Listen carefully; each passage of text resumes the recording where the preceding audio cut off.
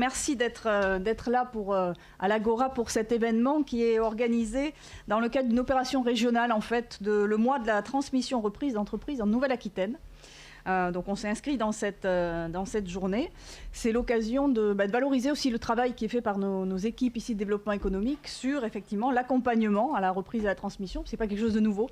Ça fait plusieurs années que c'est pratiqué. Ça fait 10 ans, en tout cas sur les 10 dernières années, on a accueilli accompagné 23 entreprises, 23 commerces ou artisans qui ont repris des entreprises. Ce qui est important pour la vitalité des centres-bourgs notamment. Hein, voilà, quand on a des commerces qui ferment, on est toujours un peu triste d'avoir une devanture, un rideau qui se ferme et puis rien qui se passe derrière. Quand il y a de la vitalité et que ça reprend derrière, on est toujours très heureux. Puis c'est gage aussi d'emploi sur le territoire, d'activité. Il y a un accompagnement aussi qui est garant des bonnes décisions qui peuvent être prises et de la pérennité de l'entreprise qui reprend, puisqu'il y a un accompagnement assez poussé, mais peut-être que Magali détaillera après ce qui est fait, hein, peut-être l'accompagnement. Voilà. Il y aura des témoignages, 4 témoignages en vidéo, et puis des témoignages ici en physique. Donc vous aurez un petit peu l'idée de la façon dont ça peut se passer sur le territoire et la façon dont les gens sont accompagnés. Voilà. Donc on va rentrer assez vite dans le vif du sujet pour pas perdre de temps, puisqu'après il y aura aussi une visite des locaux, il y aura une conférence et puis effectivement tout finit autour d'un verre. Donc on se retrouvera tout à l'heure pour les festivités. Merci. Bonsoir à tout le monde. Comme le disait Lydia, on va rentrer dans le vif du sujet et notamment, est-ce qu'on entend ? Alors, je vais donner le contexte. On a 2 entreprises qui très gentiment en fait nous filment tout. Tout va être transmis en live sur les réseaux sociaux. Donc c'est pour ça on a un peu de mal, on n'a pas l'habitude d'avoir les micros, etc. Donc, comme je disais, on va rentrer dans le vif du sujet et puis regarder un petit peu comment la collectivité accompagne les entreprises à reprendre des commerces, notamment dans les centres-bourgs. Depuis ces dernières années, sur les 10 dernières années, ce sont 23 entreprises qui ont été reprises. Quand on parle reprise, on est vraiment sur le départ d'une personne à la retraite et donc il a fallu trouver quelqu'un qui reprenne le même type d'activité que la personne qui est partie, bien entendu. Quand je donne ce détail, c'est parce qu'au-delà de ça, sur vos commerces, dans les centres-bourgs, pour maintenir de l'activité, on travaille également sur de la création ex nihilo. Donc quand on parle des 23 reprises, c'est vraiment un départ de personnes en retraite. On a 10 reprises actuellement en cours, donc des restaurants, une fleuriste, un garagiste. Donc il y a des dossiers qui sont en cours. Le plus compliqué, bien souvent, c'est trouver le repreneur. Mais bon, c'est des dossiers sur lesquels on travaille, en l'occurrence en partenariat avec les chambres consulaires qui sont présentes et qui vous expliqueront plus tard leurs interventions sur la Haute-Gironde. Concernant les répartitions de ces 23 entreprises sur l'ensemble du territoire communautaire, ça représente sur ces 10 dernières années 6 entreprises sur Saint-Sié, 2 sur Brouët-Saint-Louis, 1 à Saint-Androny, 3 sur Saint-Seurin-de-Pursac, 1 à Mazion, 2 à Cartelègue, 2 à Étolier, 1 à Régnac, 4 à Saint-Aubin-de-Blaye et 1 sur Val-de-Livenne. Comme je disais, forcément, la reprise, ce n'est pas obligatoirement la reprise après une personne qui part en retraite. Il y a également des façades commerciales qui sont maintenues dans vos bourgs. Et juste pour donner quelques exemples, même si ce n'est pas tant l'objet aujourd'hui, il y a des activités comme la parenthèse, par exemple, à Étolier, qui est sur une création, mais qui a permis de maintenir une façade commerciale ouverte. Madame Chaillon, pour rester sur Étolier en primeur. Sur Saint-Sié-sur-Gironde, on a accompagné très récemment Madame Monté, donc la nouvelle boucherie qui vient de s'installer. Donc quand on reprend en fait les commerces de vos bourgs, on pourra vous donner le détail commune par commune, mais ce sont presque en fait l'ensemble de vos commerces aujourd'hui installés qui ont été accompagnés par le service et ses partenaires, aussi bien sur de la reprise que de la création d'entreprises. Au-delà de l'accompagnement individuel et collectif qu'on peut faire des porteurs de projets, il y a des dispositifs aussi que la communauté de communes mobilise. Alors va chercher, mobilise et instruit en direct. Pour vous donner 2 exemples, le premier, c'est notamment le FISAC. Vous en avez très certainement entendu parler. Ça visait à financer les investissements des entreprises sur les communes. Donc elle a duré 3 ans. Ce sont 21 entreprises qui ont pu bénéficier du dispositif FISAC. Et donc, ce sont 13 entreprises de centre-bourg qui ont été modernisées grâce à ce dispositif, dont 4 reprises. Ce sont ainsi sur les 178 492 € de subventions versées, 135 000, donc en fait une majorité, une grande partie en fait des subventions versées qui l'ont été sur les centres-bourgs pour moderniser les outils de production. Autre dispositif, donc là intégralement créé et porté par la collectivité, c'est le dispositif Créavenir. Donc ce dispositif vise à financer les entreprises en création. Quand on parle de création, du coup, on est sur de la création qui peut passer également par une reprise d'activité. Ce dispositif Créavenir a été créé en 2019. À ce jour, ce sont 38 entreprises qui en ont bénéficié. Sur ces 38 entreprises, il y en a 10 en fait, qui sont installées dans les centres-bourgs. Faut savoir qu'il y a eu un véritable souhait de la collectivité dans la création de cette aide de faciliter, accompagner, inciter à l'installation justement dans les centres-bourgs, puisque une création dans ces investissements via Créavenir est financée à hauteur de 20% de ces investissements. À partir du moment où elle s'installe dans un centre-bourg, il y a une majoration à 30%. Au-delà de ça, la question de la reprise était également un enjeu au centre du dispositif quand il a été créé, dans la mesure où l'aide qui est de 8 000 € maximum des investissements est portée à 10 000 € lorsqu'il s'agit d'une reprise. Pour vous donner un exemple qui va être présenté la semaine prochaine en comité sur une reprise, c'est notamment le millésime à Saint-Cyr-sur-Gironde qui va être présenté et qui va vous présenter en l'occurrence la reprise dans la petite vidéo qu'on va vous lancer tout de suite.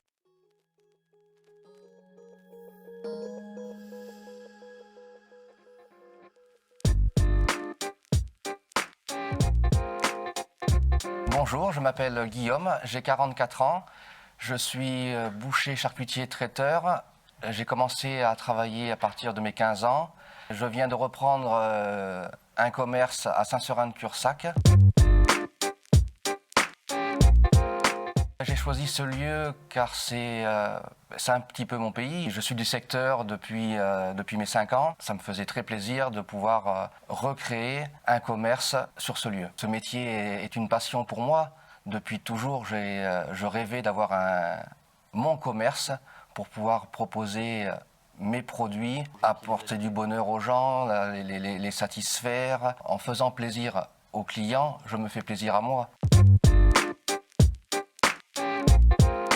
L'Agora m'a beaucoup aidé pour la création de mon entreprise, pour l'étude de marché, pour toutes les démarches à réaliser pour pouvoir réaliser mon projet, avec aussi Créavenir, Initiative Gironde. Cela m'a permis de pouvoir réaliser des travaux de rénovation ainsi que l'achat de matériel.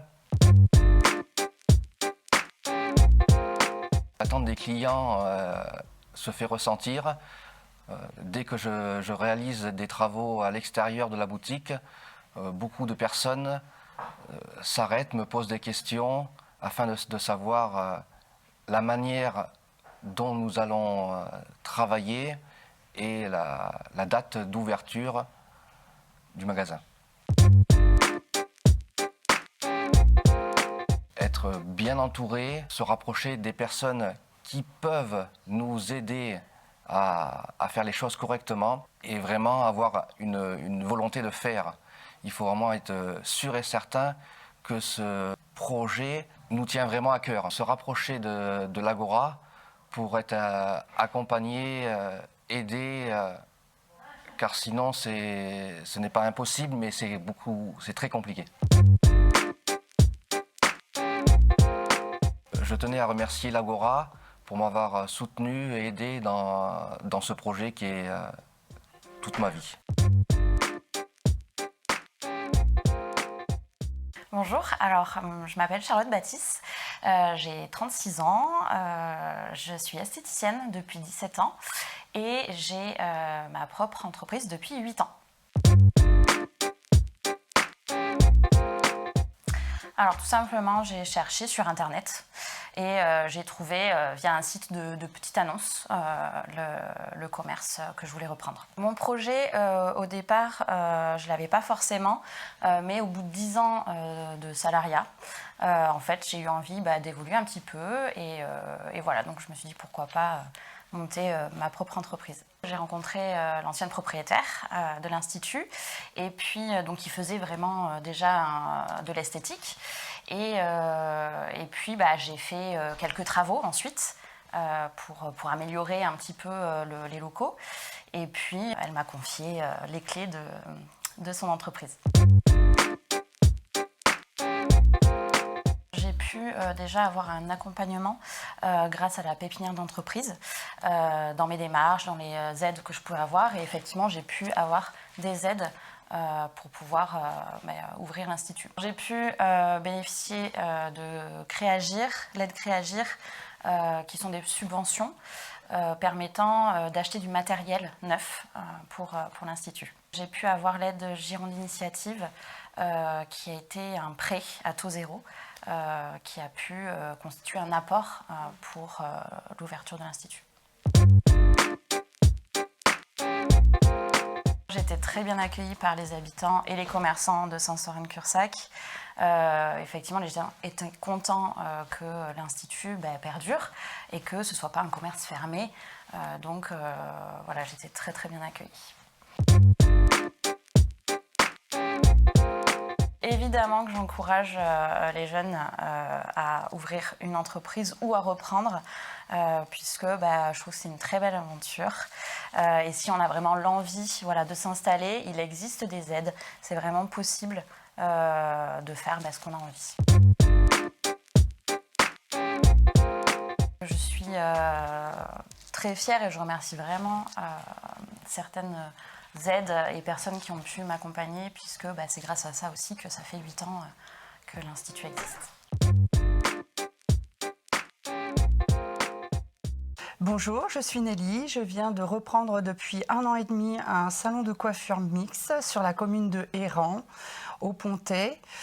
Cette commune est une commune rurale. Je l'ai eu l'occasion de rencontrer cette personne, la cédante. Et dès que j'ai vu ce salon, j'ai pas hésité à sauter le pas pour tout faire pour le reprendre. La cédante est la maman d'une de mes amies. Et un jour, en discutant, j'ai su qu'elle était coiffeuse et qu'elle vendait son salon de coiffure. Et j'ai craqué. Je me suis dit c'était le salon, c'était celui-là que je voulais et pas un autre. Cette aide m'a permis de racheter du matériel afin de commencer mon activité. J'ai été très bien accueillie par la clientèle. Déjà, juste avant la reprise, je passais de temps en temps déjà pour me faire connaître vis-à-vis d'eux, parce que c'est pas facile d'arriver comme ça, alors que l'ancienne cédante, ça faisait 20 ans qu'elle était là. Donc c'était bien de rencontrer un petit peu la clientèle. Le salon, même d'ailleurs, a évolué, parce que voilà, j'ai de nouvelles clientes. J'ai tous les âges, c'est familial, c'est convivial. Je conseillerais aux jeunes de prendre un commerce de proximité parce qu'on a besoin de faire vivre le centre-bourg, surtout dans les milieux ruraux. Je le conseillerais d'aller voir Agora parce qu'Agora a des ateliers qui permettent de se faire connaître et ça peut aider. Merci beaucoup de m'avoir aidé à créer mon entreprise, mon salon de coiffure. Voilà. Je m'appelle Mélanie Daniel. Avec Éric Billière, qui est un enfant du pays, on a repris chez Lisou et qui s'appelle maintenant Le Millésime, à Saint-Cyr-sur-Gironde. On connaissait Micheline, qui était propriétaire de chez Lisou, on y allait régulièrement. Et puis elle nous a prévenu qu'elle voulait partir à la retraite. Et nous, le but, c'était de reprendre quelque chose ou de créer un bar à vin restaurant. Parce que mon conjoint est vigneron sur Saint-Cyr-sur-Gironde, domaine du Cassard. Et donc elle nous a dit, dès que je partirai à la retraite, je vous préviendrai. Donc au mois de janvier-février, elle nous a prévenu qu'elle allait partir à la retraite. Et du coup, ça s'est fait comme ça. Donc là, on est en plein dans les aides, dans les montages de dossiers, justement avec Agora, et on doit passer en commission au mois de novembre pour voir si on peut bénéficier de certaines aides. Le Millésime est le seul restaurant de Saint-Sié avec des futures chambres d'hôtes gîtes. Donc si on ne reprenait pas, plus trop d'activité, plus de dynamisme dans le bourg. Et nous, on essaye de mettre en place tous les mois une soirée. Donc là, fin août, on a fait une soirée espagnole qui a quand même ramené 80 personnes. Là, on attend que la cuisine soit finie pour faire une autre soirée italienne, marocaine, à voir. Le but, c'est vraiment de dynamiser le bourg, que les gens soient heureux, qu'ils puissent venir boire un verre, manger s'ils le souhaitent. Les habitants sont très contents de voir un bar qui réouvre, avec de l'animation. Le dimanche, on met de la musique, on a des chanteurs qui viennent. Et du coup, ça leur permet de venir prendre un apéritif. On propose des planches de charcuterie, de fromage. Et tout le monde passe un moment assez convivial. De la motivation, de la joie et surtout de permettre au bourg de rester actif, parce que de reprendre nos anciens commerces, aussi bien restaurants, fleuristes, boulangeries, etc., ça permet au bourg vraiment d'être en pleine activité et d'être dynamisé. Allez-y, reprenez toutes les activités qui ferment, ça vous permettra d'avoir de la joie, de redynamiser tout ça, vos bourgs, et surtout n'hésitez pas à demander de l'aide, aussi bien à Agora, aux autres entrepreneurs qui ont repris des activités, et vous allez voir, c'est des moments de joie et de bonheur quand même.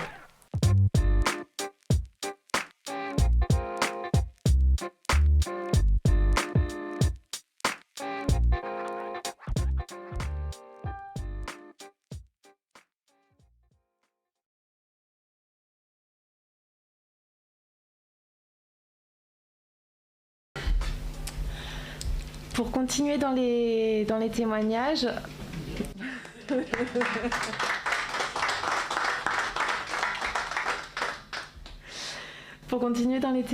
on a des repreneurs qui ont accepté de venir nous faire partager les expériences qu'ils ont vécues.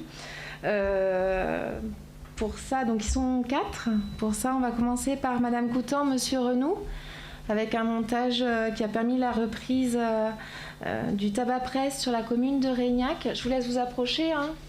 Allez-y, vous pouvez vous approcher. Il y a le micro. L'idée après là-dessus, c'est qu'on puisse échanger. Donc vous n'hésitez pas si vous avez des questions, pour pas que ce soit trop compliqué. Pour Madame Coutan, Monsieur Renoux, ça peut permettre aussi d'animer un peu le débat. Monsieur Lavino interviendra après. Monsieur Lavino, lui, a repris 3 boulangeries sur le territoire et un garage. Et on terminera par Madame Stroman, qui a repris le restaurant et chambre d'hôtes de Saint-Seurin. En fait, on peut fonctionner comme vous voulez. Soit vous levez tous et puis on fait les témoignages les uns après les autres, soit ouais. Ce sera plus simple pour répondre, vous vous sentirez moins... Il y en a qui peuvent... Monsieur Lavino, si vous voulez venir là, allez-y.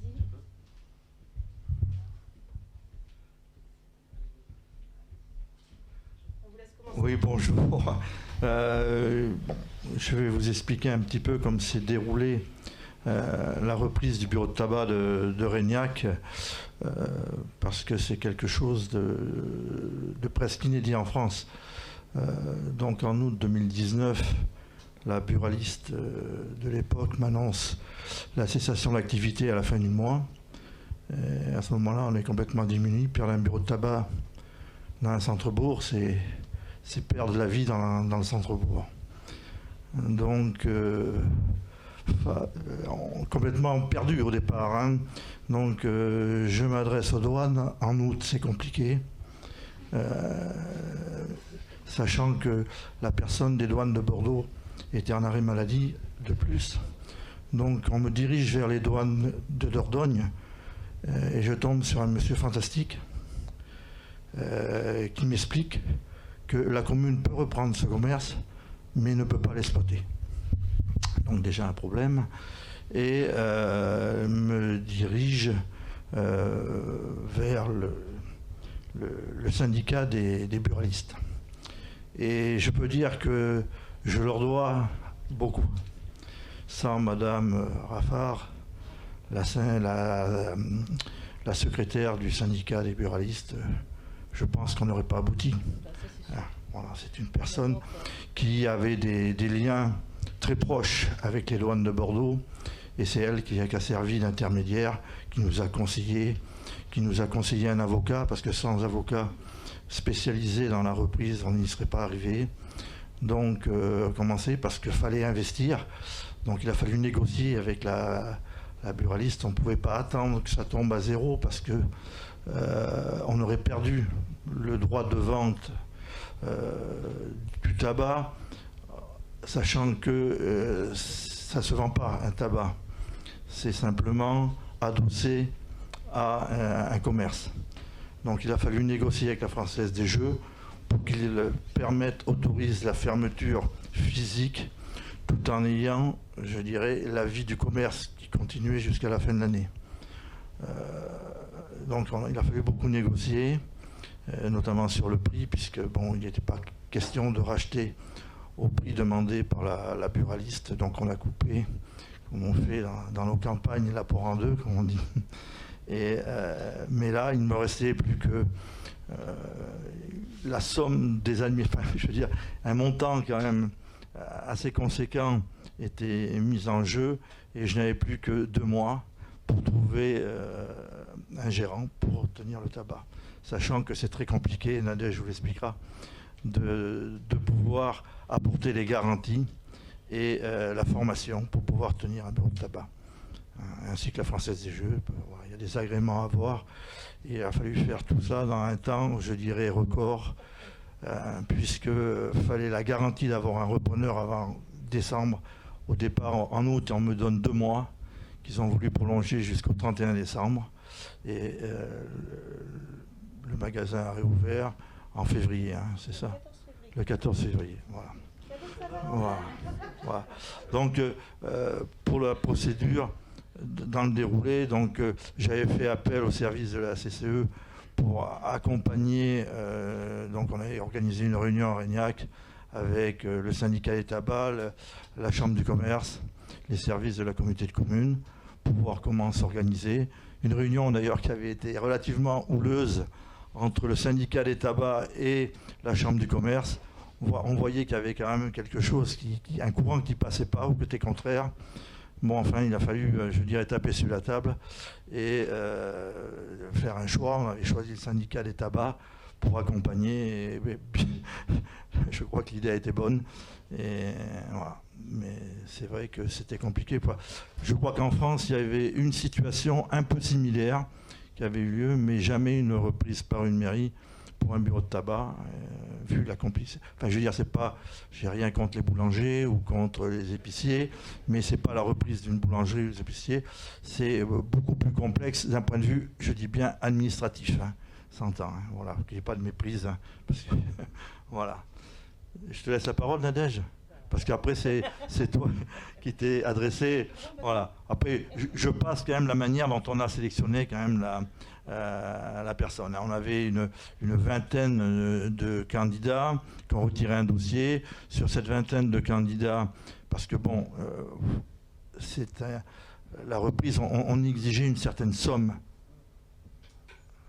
c'est-à-dire une certaine liquidité pour le gérant. Il fallait qu'il ait une capacité financière à pouvoir acheter du tabac, parce que le tabac se paye, comme on dit vulgairement, au cul du camion, c'est-à-dire qu'à la livraison, on paye. Donc il fallait quand même un gérant qui ait les reins relativement solides. Donc, c'est avec Jean-Luc que je discutais au départ.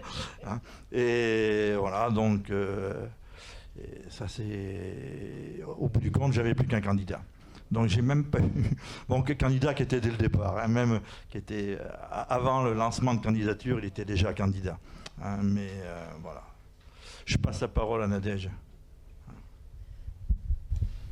Bonjour, moi c'est Nadège, donc j'ai eu 50 ans là cette année.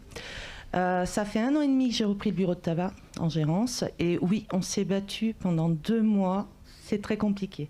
Surtout que je travaillais à Super U Saint-Cier, Donc pour faire les formations, pour faire les papiers et le boulot, c'est très très dur. On ne dort pas beaucoup. Mais on y arrive quand même. Quand on veut quelque chose, on y arrive. Je suis très contente de l'avoir repris avec l'aide de la mairie et de l'Agora aussi. Maintenant, je rachète, je passe de gérante à carrément propriétaire et je suis très fière de ce que j'ai fait. On s'est vraiment battu et on a réussi. Donc moi je conseille, si vous pouvez le faire, faites-le.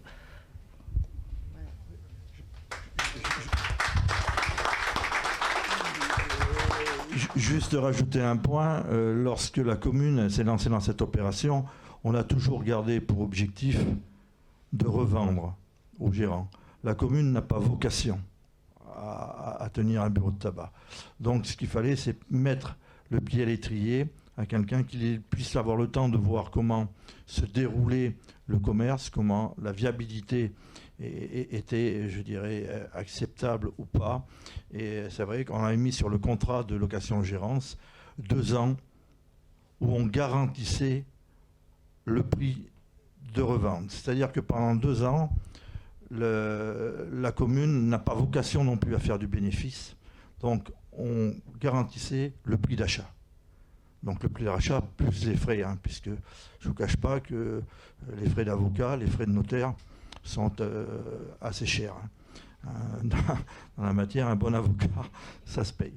Voilà. Donc, et on arrive au bout de ces 2 ans, les comptes sont bons, donc Nadège a fait le choix de reprendre, puisque bon, le travail qu'elle a fait depuis 1 an et demi, qui a fait monter le chiffre d'affaires, c'est normal que ça soit elle qui en bénéficie et non pas la commune. Voilà.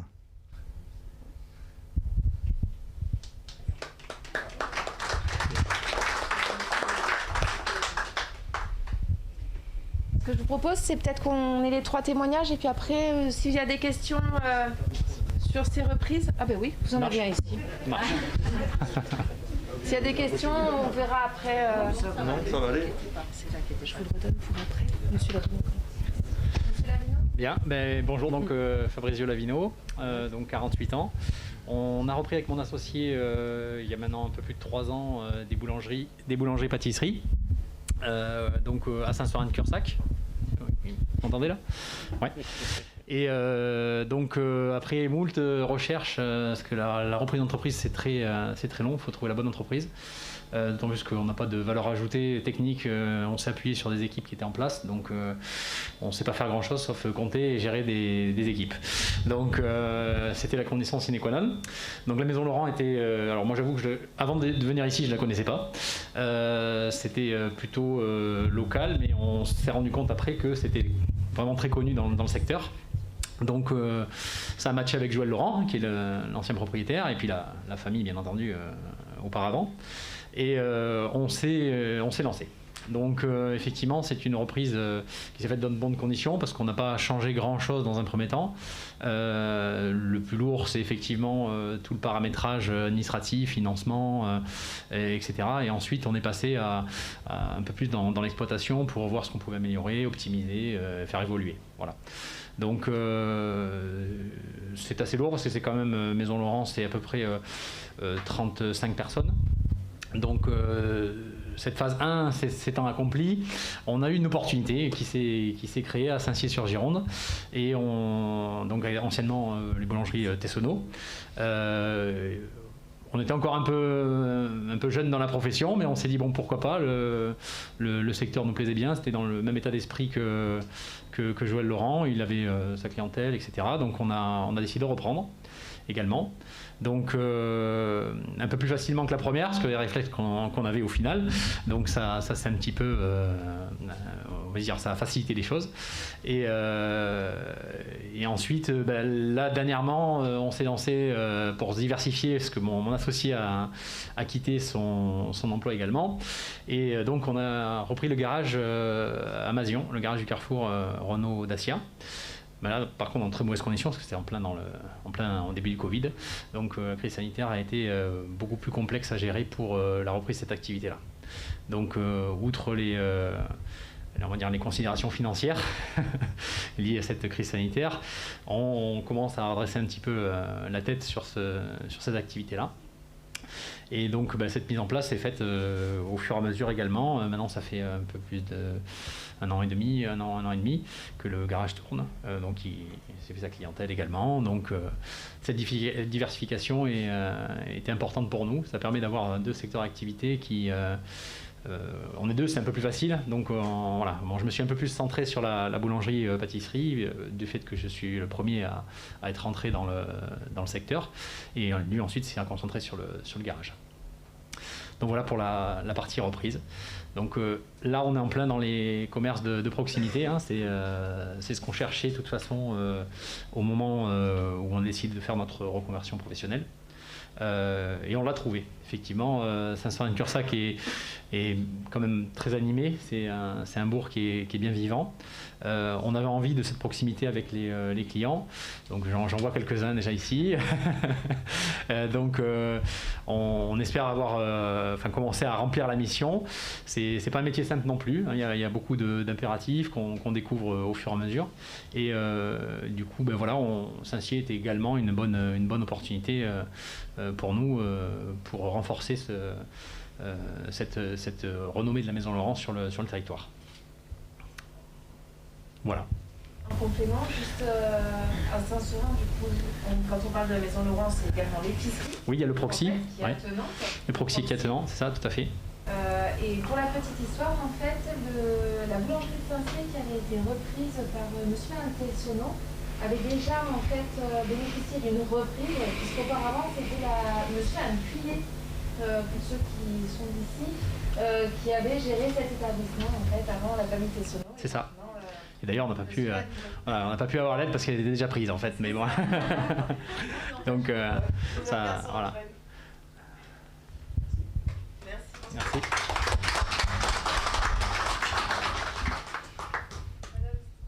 Oui. Vous laisse la parole. Oui. Une autre activité là, c'est la restauration chambre d'hôtes à Saint-Seurin. Je peux enlever ça vous dérange pas? Ouais. Je commence et après je vous donne la suite parce que c'est vrai que c'est relativement atypique notre arrivée dans la région. Nous on est arrivé en août 2018. Voilà, on a voulu changer de vie, on a quitté Lyon et on s'est rapproché d'ici, pas par hasard, c'est parce que j'ai 2 sœurs, une qui est sur Bordeaux et une sur Libourne, et qui souhaitaient que je me rapproche d'elles, et on a essayé de trouver donc au début une activité qui avait un rapport avec l'hôtellerie-restauration, parce que je fais ce métier depuis l'âge de 17 ans. Et j'avais déjà créé 2 entreprises dans Lyon. Ça fait 28 ans que j'étais à mon compte. Et on a trouvé la Renaissance, parce que maintenant ça s'appelle l'Estuaire, mais avant ça s'appelait la Renaissance, sur le Bon Coin, qui était à vendre. Et on croyait qu'à la base c'était mur, fonds de commerce. Et lorsqu'on est arrivé, en fait, cette entreprise était en liquidation judiciaire. Et ça, c'est une chose qu'on ne savait pas. Il a fallu que j'aille chercher les clés à Libourne chez Maître Hiroux, que je ne connais pas personnellement, mais que je souhaite jamais connaître d'ailleurs. Je suis arrivé, j'ai vu, alors certaines personnes doivent le connaître, l'ancien propriétaire, Monsieur Martin, qui était à m'attendre devant son établissement. Et je ne comprenais pas, il n'avait pas les clés. Et effectivement, c'est là que j'ai compris qu'il n'avait pas les clés, parce que c'était toujours pas, la liquidation était toujours pas faite, et alors qu'il avait mis en vente les murs. Donc le problème, c'est que il n'était pas possible, du moins j'aurais pu acheter les murs et me retrouver à attendre que cette liquidation se fasse, ce qui ne m'intéressait pas. Il a fallu donc que M. Martin m'explique un peu la situation, et donc j'ai aidé M. Martin à récupérer ses murs. Voilà, je passe les détails, mais en tout cas c'est comme ça que ça s'est passé.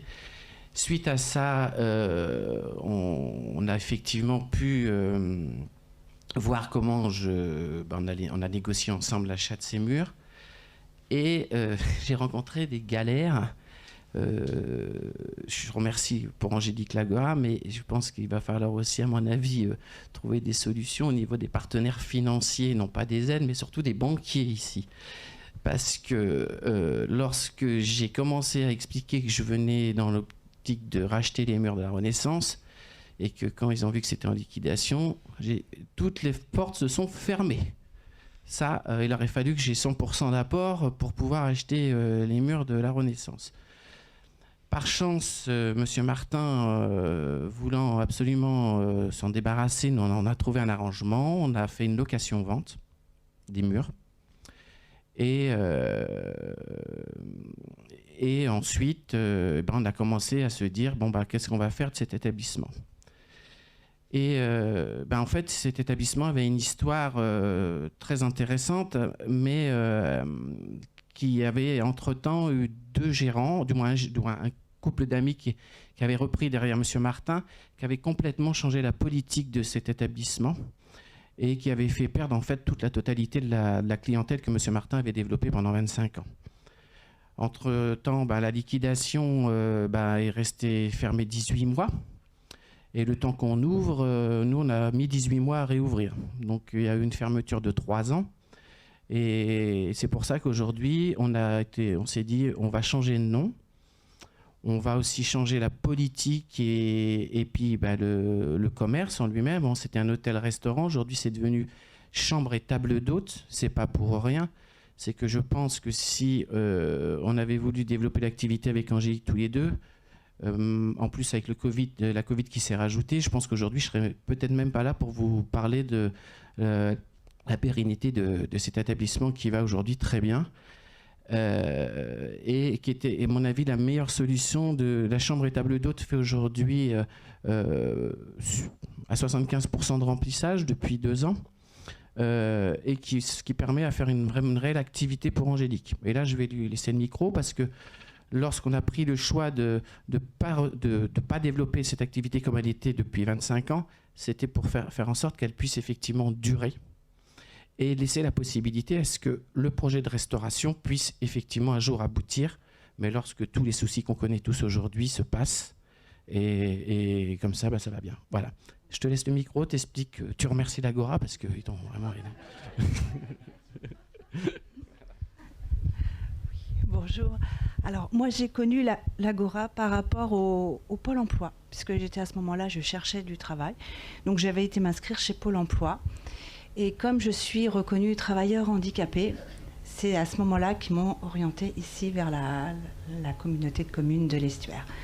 Et donc, j'ai pu bénéficier donc, des aides de l'aide Créavenir et en même temps bénéficier des subventions de la BGE qui s'occupe des travailleurs handicapés. Donc, malheureusement, Madame Nesrine n'est plus là. Voilà, je ne peux pas la remercier, mais elle m'a beaucoup aidée. Et voilà. Donc je vous remercie beaucoup. Merci pour tout.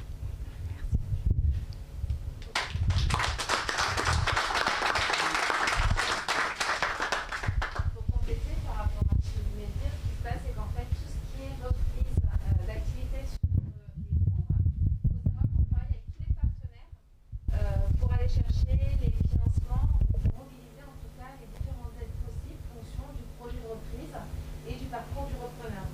D'où, par exemple, là, vous citiez l'aide BGE, donc avec Nesrine qui avait travaillé avec vous.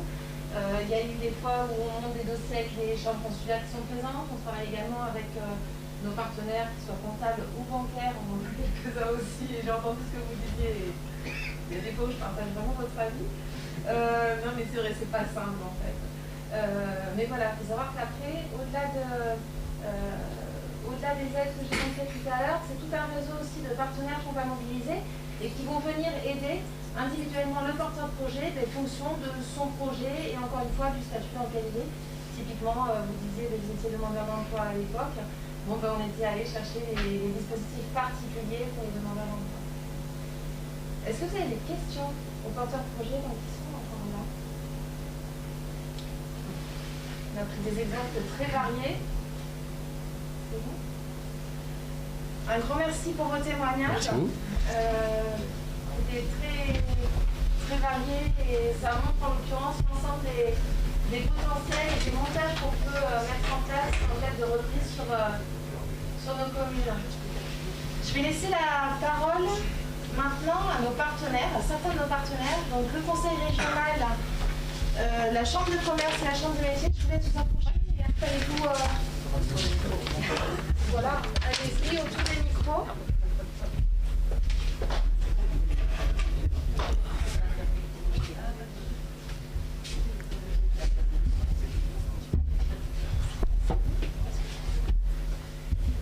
Donc, chambre de commerce, chambre de métier et le conseil régional, qui aujourd'hui est le partenaire institutionnel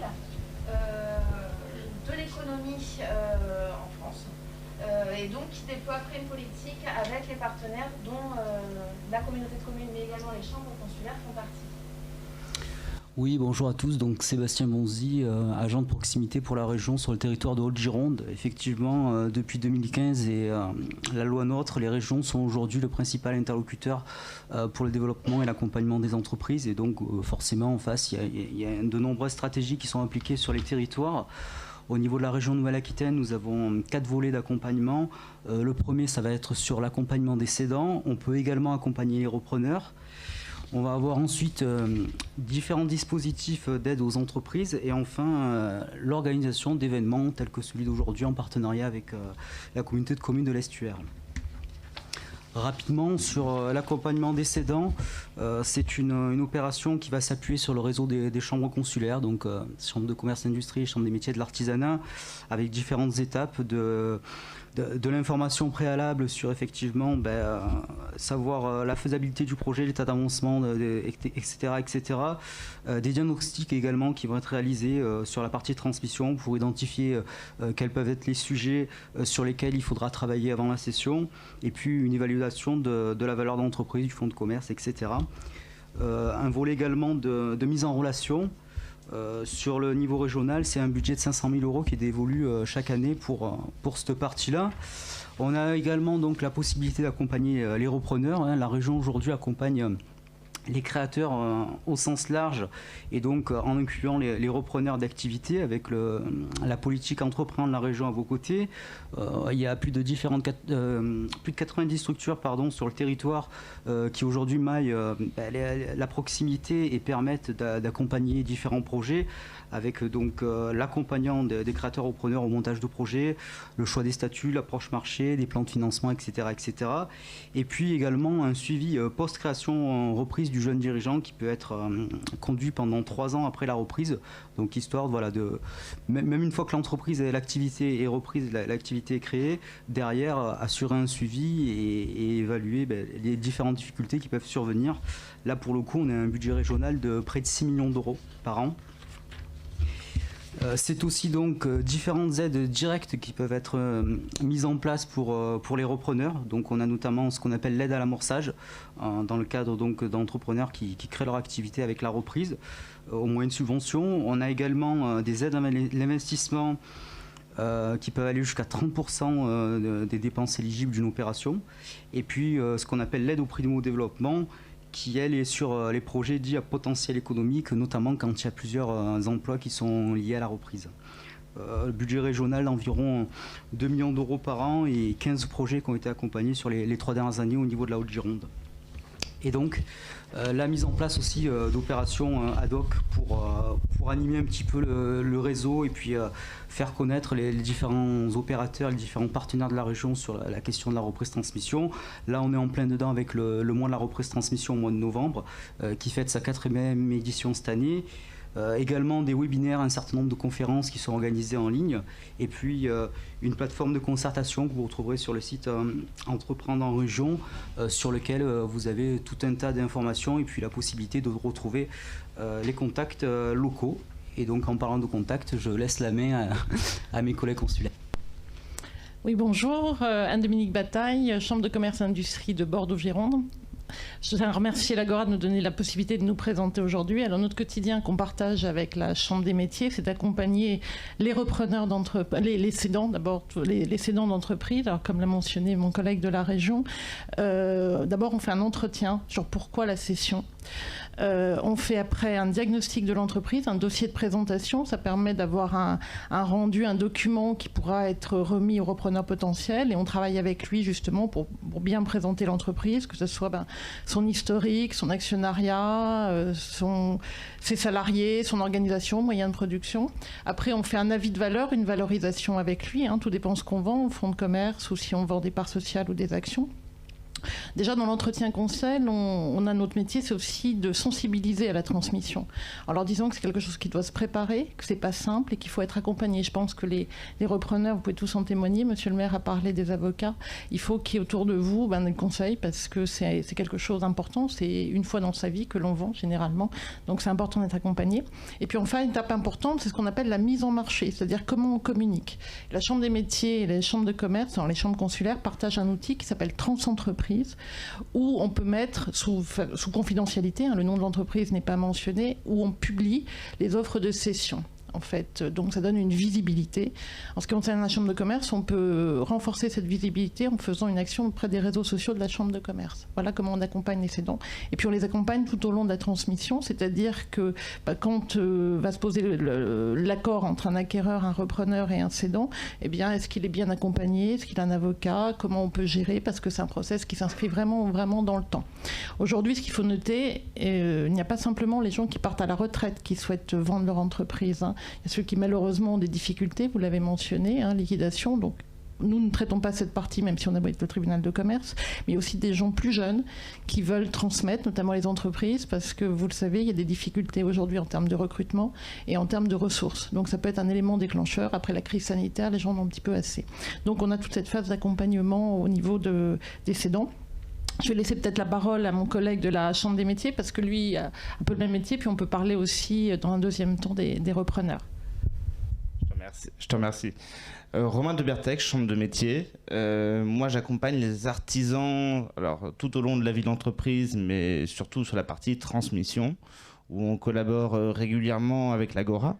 On a une permanence, vous l'avez peut-être déjà vu sur le territoire, un superbe bus de l'artisanat, assez énorme et vert, mais qui est très utile, où justement l'Agora participe avec nous, il nous envoie beaucoup de rendez-vous, on fait du conseil dans ce bus, aussi bien de la formalité, mais on fait aussi de la sensibilisation pour les futurs repreneurs ou les cédants.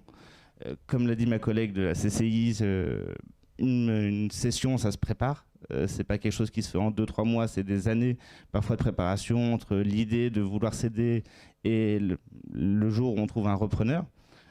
Donc nous, à la Chambre de métier, on a le même système qu'à la Chambre de commerce. On accompagne sur la sensibilisation avec des ateliers, on fait de la valorisation des entreprises pour les cédants, mais on a aussi une partie avec une équipe spécialisée dans la création reprise pour monter les dossiers et aider aussi bien le cédant à pouvoir partir à la retraite ou partir sur un nouveau projet, mais aussi aider le repreneur à réaliser souvent le projet d'une vie, quand même, la reprise d'une entreprise. On a eu plusieurs témoignages, c'est un réel projet d'une vie. On a une équipe comme ça qui est à leur disposition pour les accompagner aussi bien dans les dossiers de financement, les montages, l'accompagnement juridique dans la limite de nos compétences. Mais on a un accompagnement complet aussi bien pour le cédant que pour le repreneur. Et je crois que j'ai fait le tour pour moi. Comme son nom l'indique, la Chambre de commerce et d'industrie, on aide aussi aujourd'hui à noter que c'est un marché de reprise. Il y a beaucoup d'activités, beaucoup de reprises. Et en fait, on peut aussi aider les entreprises qui cherchent à racheter d'autres entreprises. On le voit de plus en plus aujourd'hui. Donc ça, on fait toute une activité de ciblage et on peut approcher en direct les entreprises suivant des critères que l'on a construits avec l'entreprise qui veut racheter en toute confidentialité. Parce que l'entrepreneur, il doit se consacrer à son entreprise et il ne peut pas appeler en disant voilà, je voudrais vous racheter. Ça, c'est pas possible. Donc, on a toute cette phase d'aide. Donc, ce que disait exactement la Chambre des métiers, c'est que on est là aussi pour sensibiliser en amont et on est là pour accompagner pour que les opérations se fassent parce que c'est un enjeu de territoire. C'est extrêmement important pour les territoires de maintenir de l'emploi, de maintenir de l'activité. Donc, n'hésitez pas à consulter les chambres consulaires suivant vos ressortissants suivant leurs inscriptions, que ce soit CMA ou CCI. Voilà. Si vous avez des questions, on est là pour y répondre, bien évidemment.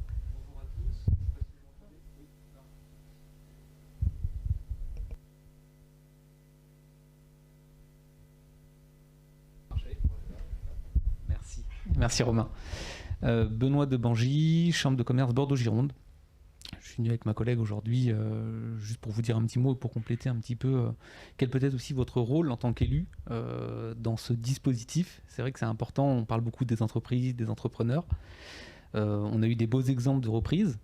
Ma collègue a insisté un petit peu plus, mes collègues pardon, ont insisté un petit peu plus sur le cédant.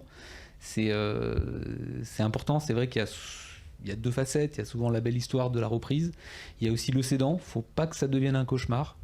Souvent c'est justement le projet d'une vie et ces entrepreneurs souhaitent, pour des raisons qui ont été citées, céder leur entreprise, soit à la retraite, soit des difficultés financières. On entend peu leurs témoignages et en fait c'est un public qui a souvent du mal, pour tout un tas de raisons, d'exprimer le souhait de vouloir justement céder leur entreprise. Et ils mettent souvent un petit peu trop de temps où l'idée de céder ou l'acte d'aller céder leur entreprise vient souvent un petit peu trop tard dans le processus, alors que ça devrait potentiellement venir un petit peu plus tôt et les choses se dérouleraient beaucoup mieux.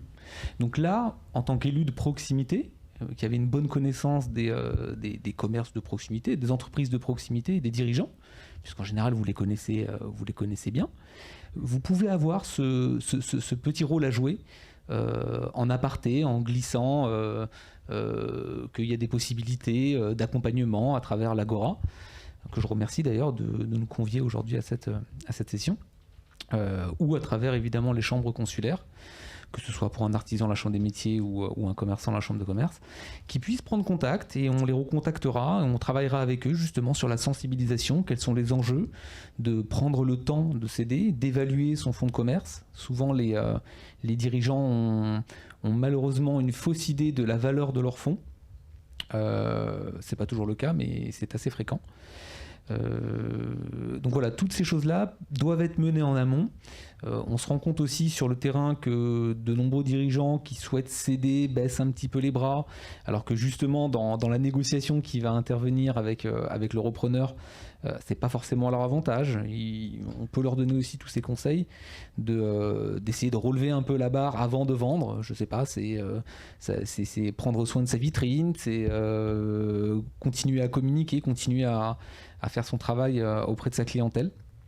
Tout ça, ce sont des éléments sur lesquels on peut sensibiliser et intervenir en amont.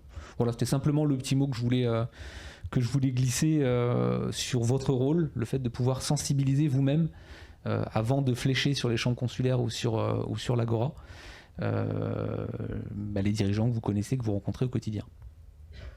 Voilà.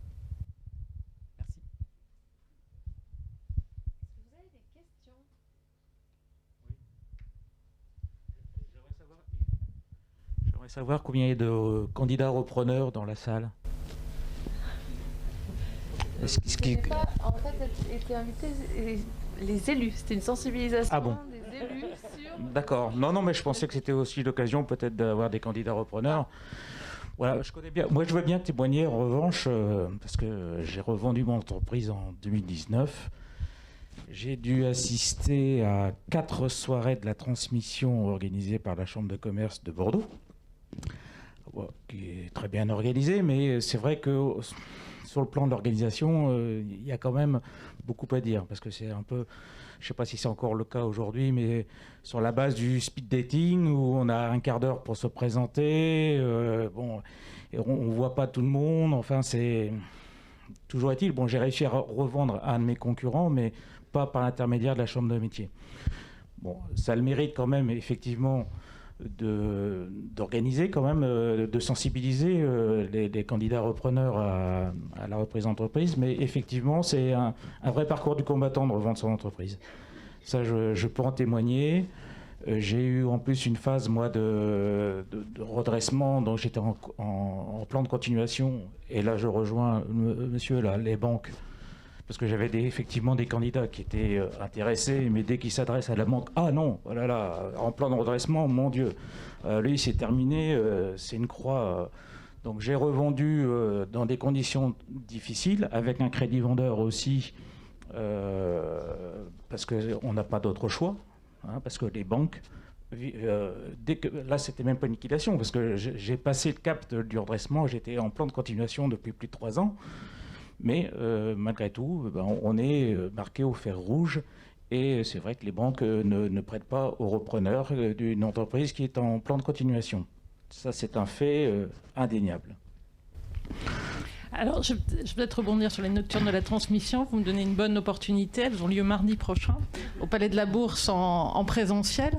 On a certainement dû tenir compte de vos remarques parce qu'on a arrêté les speed dating, parce qu'on s'est rendu compte que ça bloquait un peu tout le monde. Donc, on est parti aujourd'hui sur un format qu'on avait déjà initié, qui est d'abord une table ronde avec des experts. Le sujet va être sortie de crise, piège à éviter, opportunité à saisir. Et puis après, il y aura des petits badges pour les cédants et repreneurs avec des rencontres plus informelles.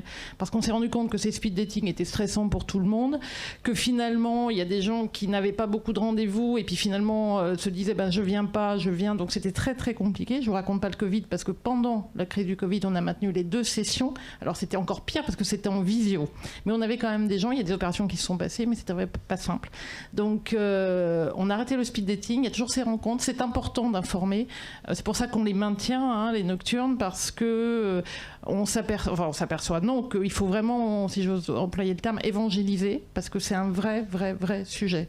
Voilà. Donc après, je partage un peu votre point de vue sur le système bancaire, même si nous, alors on aide les sociétés, on fait des business plans pour aller trouver du financement, mais c'est vrai que quand la société et même en redressement, nos partenaires sont un peu plus frileux sur le sujet, ça c'est clair. C'est absolument clair. On essaye de trouver des solutions avec la région, avec d'autres organismes, avec des fonds de revitalisation. Fort d'un fonds de revitalisation, on peut trouver du financement. Notre métier, on a une vision des financements privés, des aides que peut donner la région, mais d'autres partenaires. Donc on essaye de mettre tout ça en...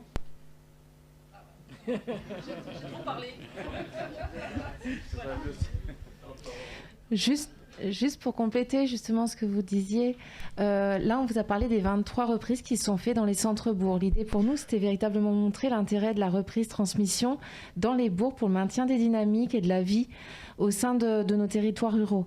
Pour autant, après, il y a aussi des belles choses qu'on a pu mener avec les partenaires. Un bon exemple, et encore une fois, on ne les avait pas comptés parmi ceux-là parce qu'on voulait vraiment faire un focus sur vos centres-bourgs, mais une entreprise comme A2M, derrière, il y a aussi un enjeu emploi pour le territoire. Donc, nous, on a 2 enjeux avec la transmission reprise. 1, c'est la dynamique et la vie dans les centres-bourgs. 2, l'emploi sur les territoires. Et c'est vrai qu'après, il y a des grosses opérations. Il y en a plusieurs, mais je pense là à A2M tout de suite qu'on avait mené avec la Chambre de commerce à l'époque, sur laquelle, en effet, c'est un vrai petit travail de fourmi entre le moment où, à l'époque, M. Delamarrière nous avait dit je souhaiterais vendre mon activité et je vous rejoins. Le temps qu'il faut pour trouver un repreneur et un repreneur qui aille jusqu'au bout de la démarche. On est vraiment sur un parcours du combattant et ça a duré plusieurs années jusqu'à après aller trouver les financements, qu'ils soient bancaires ou autres.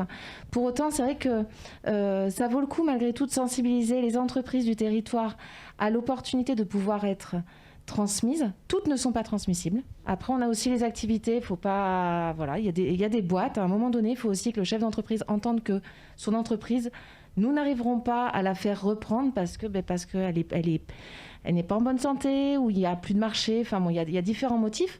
Malgré tout, c'est vrai qu'on a un enjeu sur les centres-bourgs qui est la dynamisation et le maintien en fait d'une activité pour les habitants. Oui, donc ce qui est important de savoir, c'est nous les élus, c'est qu'on peut être sollicité tout le long de l'année par des personnes qui ont un projet, qui veulent soit sur le marché, soit sur un commerce à reprendre. Donc c'est la réunion d'aujourd'hui, c'est se dire tiens, que moi élu, comment je peux être utile à cette personne qui vient me voir. Donc ce qu'on voit aujourd'hui, les difficultés qui se posent, elles sont d'ordre soit financier, par soit une aide à l'investissement, soit des liens avec le secteur bancaire. C'est aussi des aides pour la partie immobilière. Donc là aussi c'est compliqué. On a peut-être aussi un travail à faire sur nos communes, sur les commerces qui sont fermés. Donc là, comment on peut être accompagné par le service urbanisme éventuellement et la partie développement éco. Et en tout cas, le lien qu'on peut faire, c'est déjà de réfléchir sur nos communes. Qu'est-ce qu'on souhaite pour nos communes et comment on veut développer cette partie commerciale. Donc après, il y a le potentiel, il y a ce qu'on voudrait et le potentiel. Donc là, on a des partenaires pour nous aider aussi à travailler là-dessus. Il y a tout un tas au niveau du département, au niveau de la région, d'études qui peuvent se mener, qui peuvent accompagner la commune sur les conventions d'aménagement de bourgs, sur la revitalisation rurale, sur le RT. Enfin voilà, il y a toutes les petites villes de demain, voilà, enfin les villes d'équilibre. Enfin, il y a tout un tas de dispositifs qui sont au service des élus pour travailler de façon plus globale sur le dynamisme ou la revitalisation de leur centre. Et ensuite, au quotidien, il y a l'Agora, on a vu la chambre de métier, la chambre de commerce, la région, là, qui sont là pour aussi, il ne faut pas hésiter à les solliciter. Je pense qu'ici, sur ce territoire de l'Estuaire, la clé d'entrée, c'est l'Agora, et ensuite qui permet de solliciter les différents partenaires. Voilà, je crois que c'est ce qu'il faut retenir là aujourd'hui, c'est qu'on n'est pas tout seul. Et au contraire, sur la partie économique, il y a tout un tas de personnes et de dispositifs qui sont là pour nous aider si on a la volonté d'avancer sur ce point-là.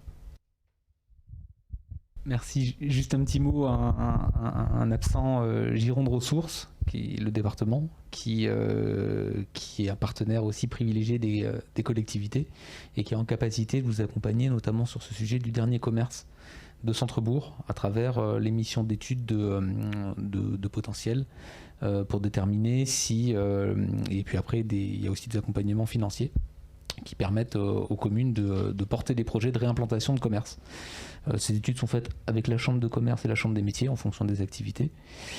C'est quelque chose qu'on sait faire, évaluer un potentiel, soit à travers ces études Gironde Ressources, soit plus largement si vous avez un village ou une ville un petit peu plus importante dans lequel il y aurait des commerces et que vous auriez la velléité de réimplanter d'autres commerces. On est aussi en capacité d'identifier le potentiel de développement en fonction de certaines activités fléchées sur certains lieux spécifiques dans vos communes. Donc là, c'est un travail un peu de fourmi, de fond, qui peut se faire évidemment en lien avec la communauté de communes. Mais voilà, c'est des choses, en effet, vous n'êtes pas tout seul pour reprendre la parole de votre élu. Il y a beaucoup de partenaires, il y a tout cet écosystème et n'hésitez pas à le solliciter. Merci.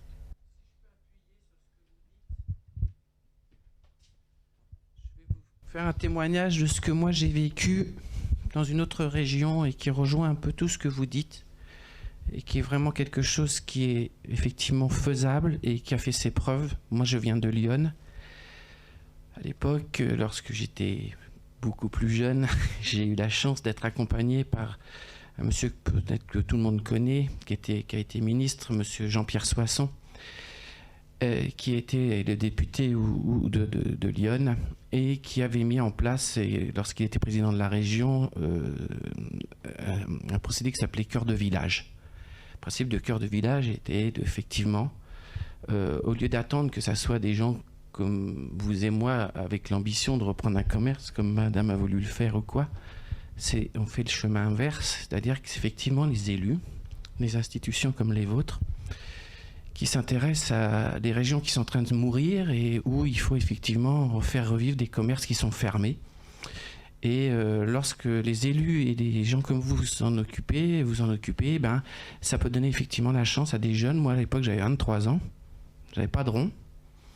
Et c'est grâce à mon CV, mon parcours professionnel qui était peut-être court, mais qui était à l'époque qui était d'un bon référencement, m'a permis d'être sélectionné par cette commune qui avait l'intention de réouvrir un petit restaurant dans sa commune. Et c'est grâce à ça que j'ai pu, moi, avoir un petit loyer qui correspondait au remboursement de la commune. C'était une opération blanche. Ils savaient qu'ils en avaient pour 15 ou 20 ans des travaux qu'ils avaient faits. Et aujourd'hui, ce commerce, je l'ai tenu 10 ans, je l'ai revendu et il vit encore. Et c'est dans une commune de 450 habitants. Voilà. Donc, et il y en a plein des projets. Alors, malheureusement, tous ne vont pas jusqu'au bout, ça arrive. Mais le fait quand même de le mettre en place, si malheureusement certains n'y arrivent pas, il est toujours là pour être repris. C'est rarement définitivement fermé. Il peut y avoir des accidents, etc. Mais souvent, je pense que c'est une solution pour aider, parce que les gens ont moins en moins d'apports. C'est vrai, avoir des projets, des idées. Mais des gens courageux, dans l'artisanat, il y en a plein. Il y en a plein. Le monsieur du témoignage tout à l'heure qui vous dit à 44 ans, c'est ce que j'ai toujours rêvé, avoir mon commerce.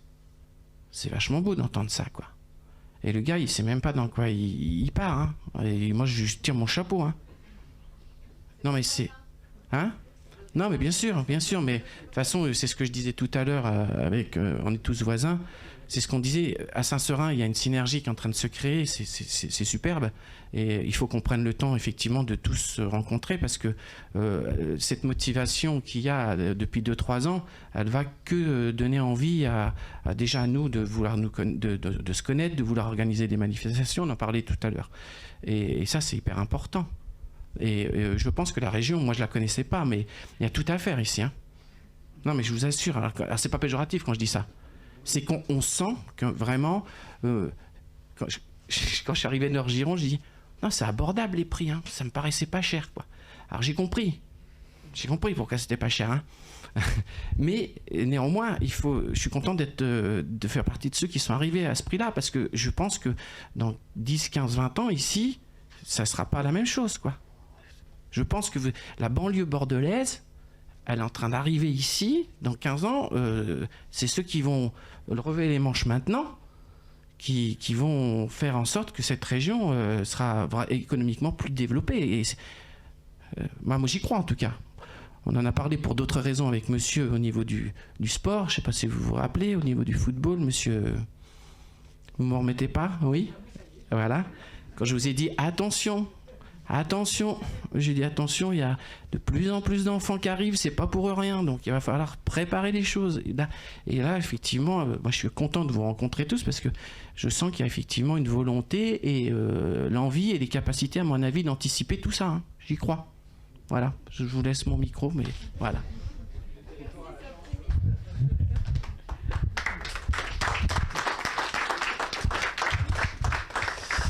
Oui, moi je vous rejoins aussi sur... on voit bien que depuis 2-3 ans, on a des pôles qui se remettent à fonctionner. On a dit Saint-Seurin, Étaulier, Saint-Cier.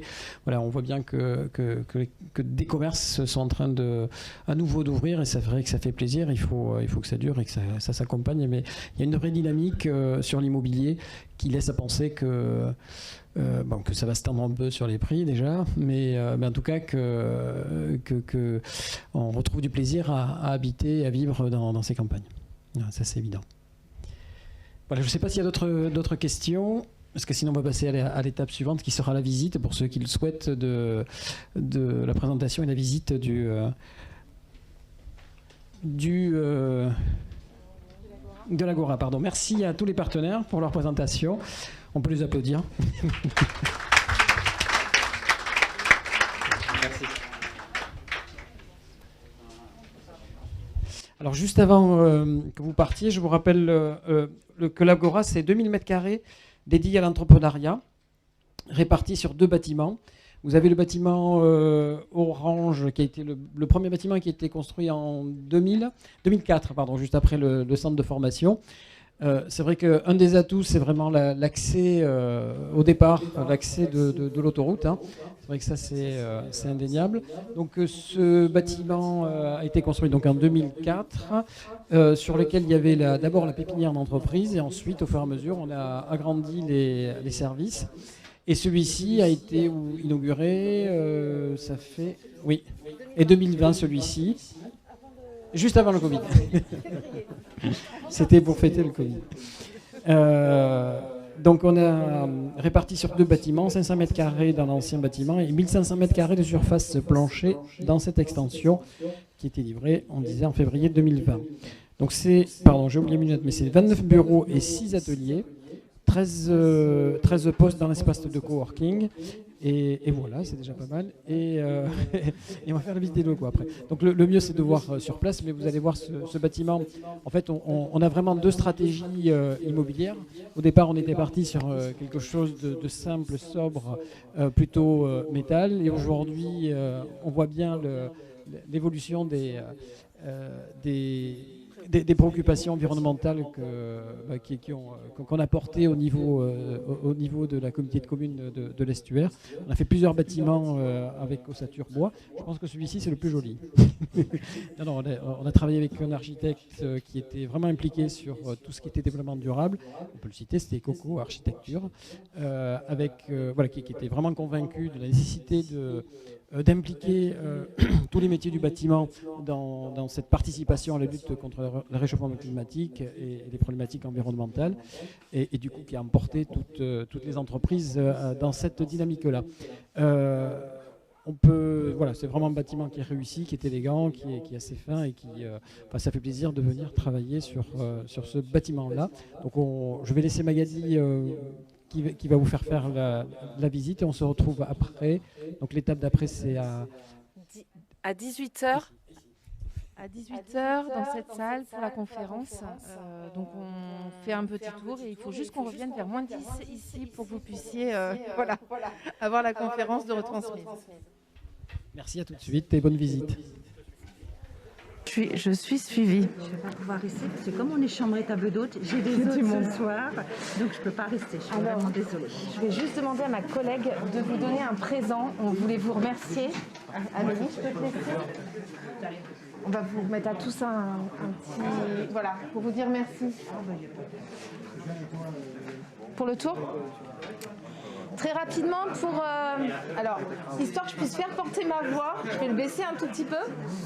Pour compléter les propos de Louis, comme il le disait, il y a eu un véritable travail de mener, notamment sur la question de la production et de la consommation d'énergie de ce bâtiment. On voit qu'il est en ossature bois, en fait c'est un bardage. Derrière il est tout en béton, ce qui lui permet aujourd'hui de capter en fait en journée la chaleur produite et donc de la maintenir pendant toute la journée, ce qui évite tout simplement des baisses de nos charges liées au chauffage sur ce bâtiment. Au-delà de ça, il faut savoir que toute la toiture est couverte de panneaux photovoltaïques. Et enfin, on a également travaillé sur la géothermie ici. Il y a 8 sondages sur la partie sud, donc on ne les voit pas. C'est les choses les moins visibles. Pour autant, c'est les choses qui nous permettent aujourd'hui de chauffer aussi bien l'eau que le bâtiment. Donc en fait, on a 8 sondages qui ont été effectués pour la production d'énergie de ce bâtiment. Alors, le bâtiment, en fait, il est très simple. On héberge donc, comme le disait Louis encore une fois, on a une capacité de 29 entreprises hébergées en bureau. Donc, je vais vous montrer en fait les différents espaces qu'on a en bureau. Et après, au-delà de ça, il y a également des ateliers qui sont proposés à la location. Aujourd'hui, tous les ateliers sont loués. On en a 6, donc il y en avait 2 en fait dans l'ancienne pépinière, et il y en a 4 qui ont été ajoutés au bout de cette partie de bureau. Au-delà de ça, il y a tous les espaces des communs, parce que les entreprises en fait ont accès ici 7 jours sur 7. 24 heures sur 24, donc en fait ils vivent ici. Donc après on a toutes les zones de commun, donc aussi bien des espaces de travail comme les salles de réunion. Il y en a 3 au total sur ce bâtiment et on en a une de l'autre côté.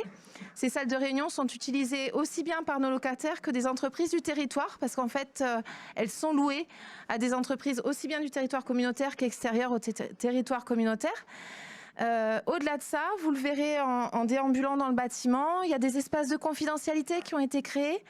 Il y a tout ce qui est espace de repos avec un hall, vous verrez, plutôt propice, en l'occurrence, à la décontraction. Et au-delà de ça, après, il y a un espace pour déjeuner, une cuisine. Et comme le disait Louis, un espace de télétravail, donc qui lui est ouvert à tous les télétravailleurs, qu'ils soient salariés ou chef d'entreprise, avec 13 postes qui sont occupés. Et à ce jour, on a 14 télétravailleurs avec lesquels nous avons une convention qui utilise l'espace de 1 jour à 4 jours par semaine.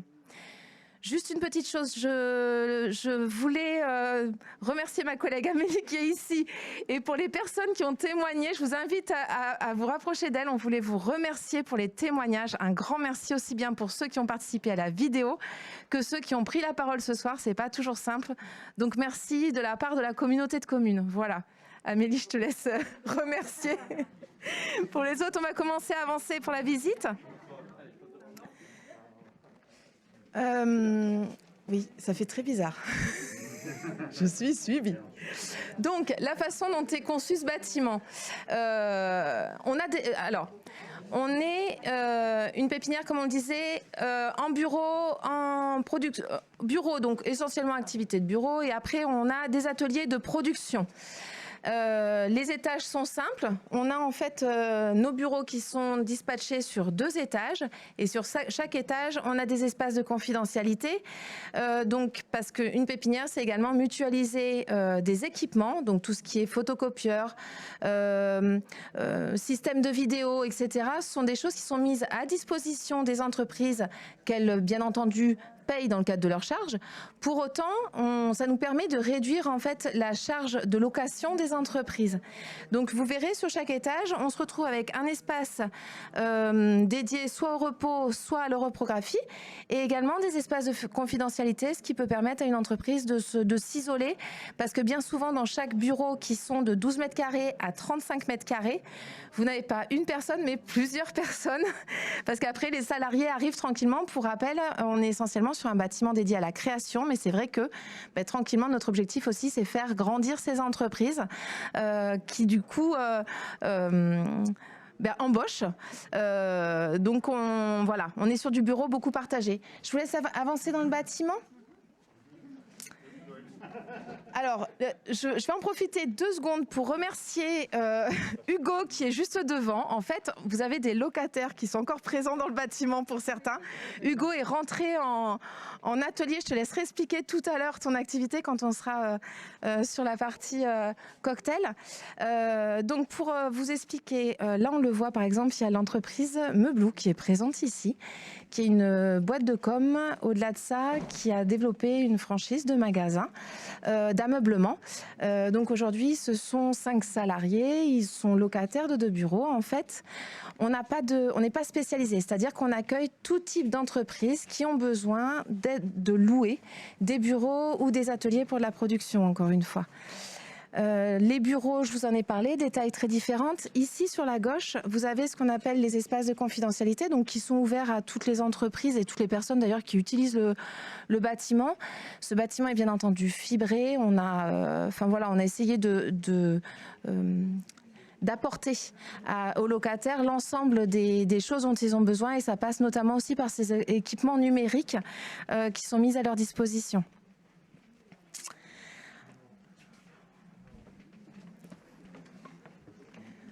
Vous pouvez avancer. Hein. Je ne sais pas si on m'entend bien au loin. Pas du tout. Ludovic me dit non. Donc, les couloirs sont beaucoup trop longs. J'arriverai pas, je sais pas. Non, l'accessibilité se fait également par un ascenseur en fait. Alors, pour notre santé, nous privilégions tous les escaliers. Par contre, on a un ascenseur. Il est accessible à tous sur tous les étages. Non, on a l'ascenseur un peu plus loin. Comme je disais, l'objectif d'une pépinière, c'est aussi mutualiser des équipements. Donc là, on le voit, on a un espace de reprographie. Donc c'est les imprimantes, c'est le matériel qui est rangé, mais qui permet toutes les reprographies. Il faut savoir que le bâtiment est équipé typiquement de 4 espaces de reprographie. Il y en a un dans l'ancien bâtiment, vous en avez un sur la zone espace coworking, et après, dans les différents étages, tout le monde est connecté, et derrière, on refacture tout simplement la consommation de nos différents locataires. On va continuer de descendre. Là, donc, sur toute la longueur, vous avez des bureaux, comme à l'étage du dessus, et une salle de réunion un peu plus petite sur le bout du bâtiment.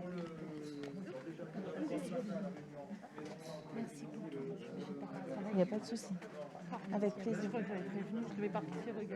Un grand merci pour votre intervention. Au revoir.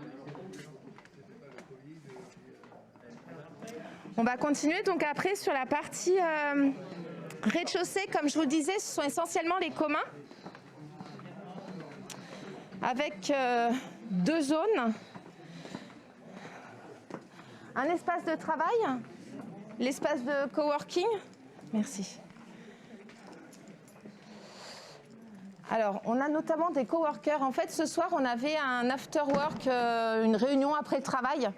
des coworkers de la Haute-Gironde. Il faut savoir qu'on n'est pas le seul espace de coworking ou de télétravail en Haute-Gironde, il y en a d'autres.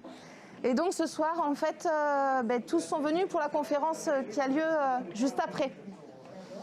Je vous laisse avancer si vous voulez faire le tour de l'espace. Bonjour. Allez-y, vous pouvez. Alors, on a même des coworkers qui ne sont pas encore partis. On va faire un peu de bruit.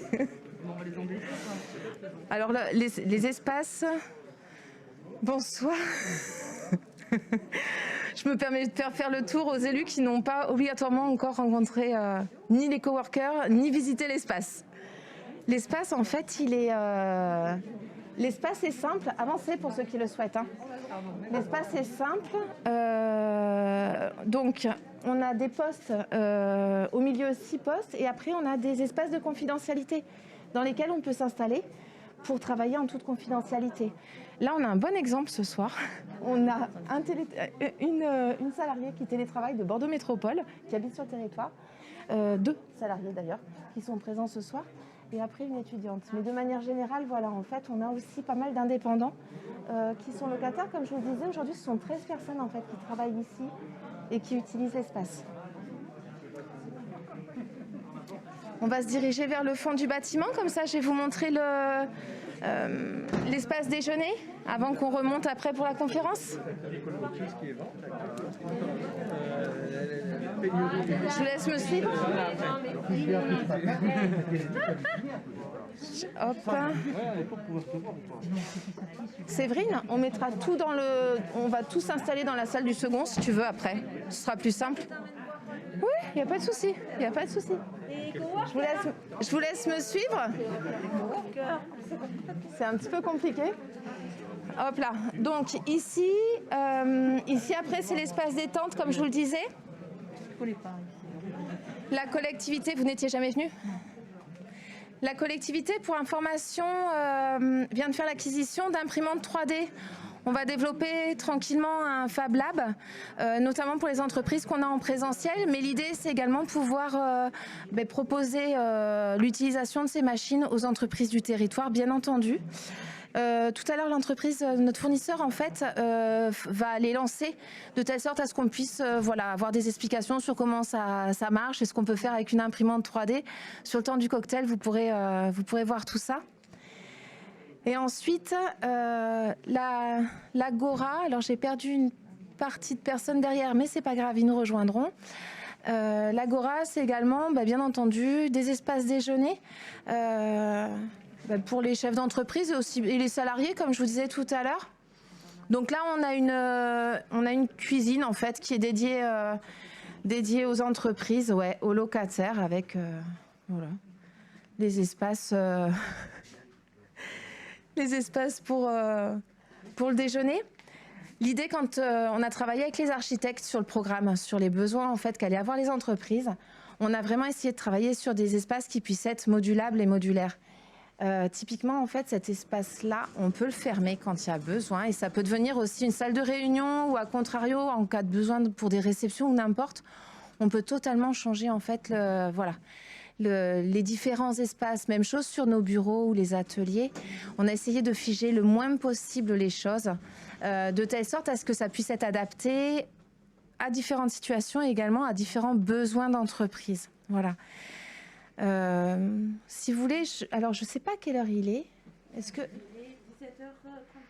34. On a le temps si vous voulez voir un atelier. On va vous montrer. Hugo, je peux montrer le tien ? Ça ne te dérange pas ? Alors, Hugo tu peux pas parler en même temps que tu... Si. Et bien comme ça, il va pouvoir vous expliquer ce qu'il fait dans son atelier parce que vous allez voir, c'est très étonnant et on ne s'attend pas à voir ça ici. Et c'est ce qui est chouette aussi, c'est voir la diversité des entreprises qu'on peut avoir. Allez-y, suivez Hugo, je vous en prie. Je vais essayer de rattraper le bout qui manque. Bonsoir. Ouais, je veux bien que tu leur dises de venir s'ils veulent voir l'atelier de production d'Hugo. Je sais pas s'il y en a beaucoup qui ont déjà vu. Bon, il y a déjà du monde dedans. Non, il est en Dordogne, Coco. Coco Architecture, ils sont de la Drôme. Cédric Ramière. Et d'ailleurs, un prix de la construction bois. on a eu le premier prix de la construction bois des espaces de travail en fait. Donc tout ce qui était usine, etc. La compétition de l'année dernière d'architecture, il faut savoir que c'est ce bâtiment qui a été primé. Et donc, merci. Là, je vous montre, c'est un exemple d'atelier, c'est celui d'Hugo. Il va vous expliquer en fait ce qu'il fait. Je ne sais pas s'il m'entend. Allez-y, avancez. Ah, c'est une entreprise de fou. Vous allez voir ce qu'on a. Oui. Avancez. Hop, hop. Hugo, je te laisse expliquer ce que tu fais. Merci, c'est gentil. Déjà dit pour ma part. Je suis jeune réalisateur spécialisé sur le marché chinois. Je suis encore en chinois, j'ai fait des études de Chine. Et j'ai fait mon expertise en marketing communication Chine pour le groupe LVMH à Paris. J'étais responsable marché chinois international chez Guerlain et puis j'étais passionné de vidéo et de cinéma. Et donc j'ai voulu créer moi ma société. J'ai déménagé à Bordeaux il y a 2 ans et puisqu'on a déménagé à Bordeaux, mes clients se sont tournés vers les vins et spiritueux énormément, parce qu'avec la Chine ici c'est le seul côté international, en tout cas moi que je pouvais développer. Donc voilà, donc je suis jeune réalisateur, je fais de la pub, beaucoup pour les produits de luxe, et maintenant les whiskies, les cognacs, le vin. Mais partout en France, aussi dans le skincare cosmétique. Et ici, c'est mon studio, donc je fais beaucoup de créations aussi en studio. Là, vous pouvez voir, du coup, je suis en train de faire j'étais en pleine création, j'étais sur une scène, je suis à une scène par jour à peu près, sur 15 secondes de pub. Ici, pour le Nouvel An chinois, j'attaque déjà les prods du Nouvel An chinois. Donc, à l'intérieur de la barrique, il y a une collection du château de la Brède, du sud de Bordeaux, voilà, un de mes clients. Et voilà, au-dessus, j'ai ma station de montage, je suis monteur et coloriste aussi. Et puis maintenant, on est une équipe de 6-7 personnes sur les tournages. Des tournages qui font entre 5 et 10 jours. Des projets qui durent à peu près 3 mois pour de la publicité haut de gamme. Voilà. Vous avez des questions ? Une fois qu'on vous a présenté tout ça. Les espaces sont modulables avant ? Alors les espaces, oui, en fait, on voit les portes. Il y a des portes qui sont coupe-feu, mais qui permettent également de coupler des ateliers. Sur l'ancien bâtiment, on a une entreprise qui va devenir locataire en fait des 2 espaces. Voilà. On est en train de travailler avec eux leur implantation sur la zone d'activité. C'est une entreprise qui fait de la climatisation, qui est arrivée il y a 4 ans, donc en création. Aujourd'hui, ils sont un peu plus d'une quinzaine de personnes. Ils ont besoin de plus en plus d'espace et surtout d'ateliers pour faire du montage en atelier.